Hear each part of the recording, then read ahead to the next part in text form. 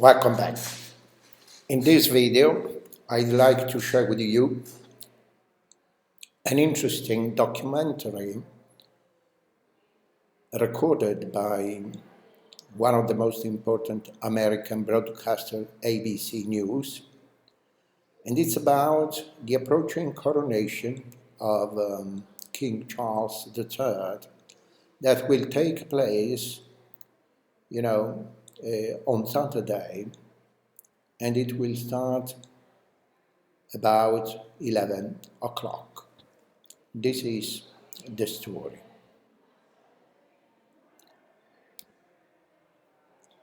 The coronation of King Charles III takes place on Saturday, the 6th of May, almost 9 months after he ascended the throne, following the death of his mother, Queen Elizabeth. Coronation takes time to plan according to the palace. The ceremony will reflect the monarch's role today and will look towards the future while being rooted in long-standing tradition and pageantry.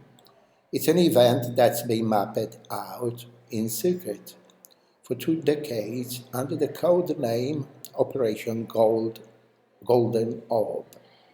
The palace is planning a memorable spectacle.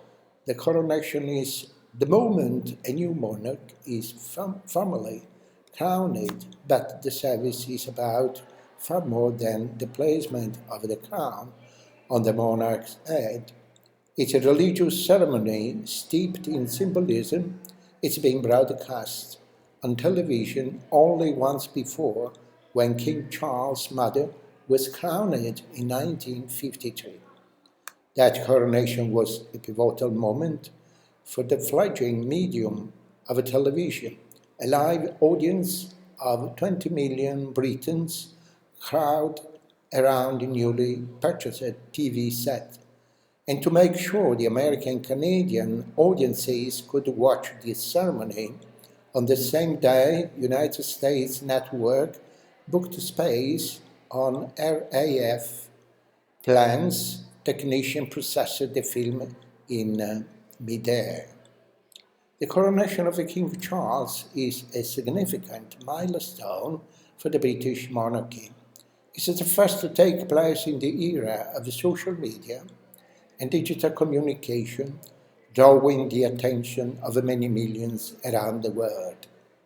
The coronation ceremony will be an Anglican service, formalizing the monarch's role as the head of the Church of England and defender of the faith.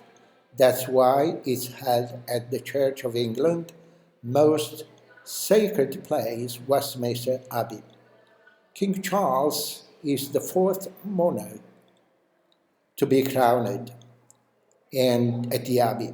It's a tradition dating back almost 1,000 years to William the Conqueror in 1066.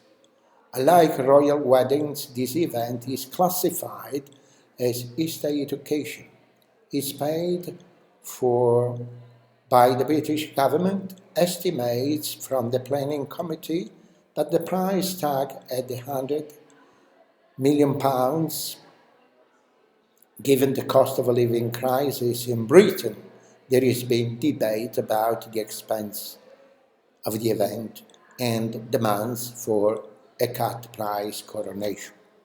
It will be a smaller and less lavish service than those of the past. It will be also much shorter, just 1 hour compared with Queen Elizabeth's 3-hour ceremony and Queen Victoria's 5 hours. While the ceremony may be pared back, the jewelry will not. Royal regalia will be on full display, a showcase of jewels and artifacts collected through centuries of British rule around the world. The centerpiece will be crowned in preparation for the event. The 362 old St. Edward's crown has been refreshed and resized to fit the king's head.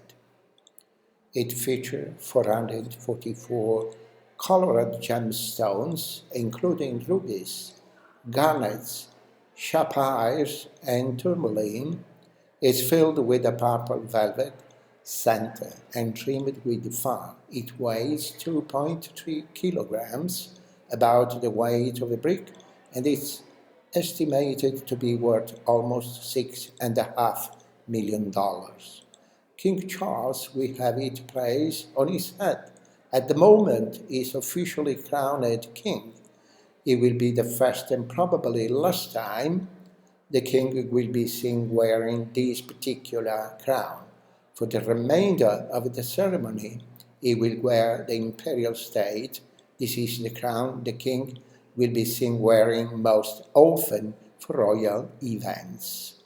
The imperial crown is adorned with some of the most famous jewels in the royal collection, including the Black Princess ruby, the Stuart sapphire, and the Cullinan two diamond. Then there is the coronation ring, also known as the wedding ring of England. It's placed on the fourth finger of the monarch's right hand.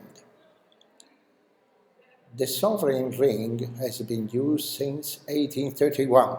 It holds sapphire and rubies in the form of a cross over the face representing the cross of St. George and the Scottish flag.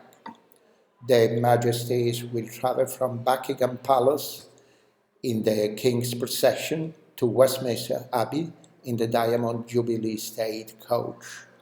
The Australian-built carriage has been referred to as a living time capsule, made of wood from notable ships, castles, and cathedrals of historical importance to the British. The procession will travel from the Mall to Admiralty Arch, past the south side of Trafalgar Square, down Whitehall, and along Parliament Street to the west entrance of Westminster Abbey. Those invited to the ceremony will travel to Abbey by car, taking their seats long before the processions arrive.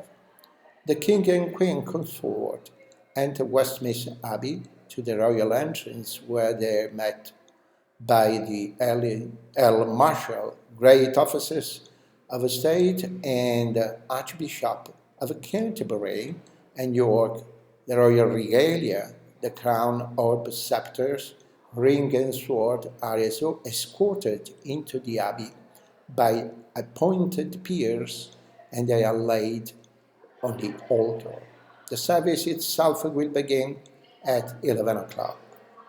It has 6 distinct parts that have barely changed in the past 1,000 years. First is the recognition, in which people acclaim their new sovereign.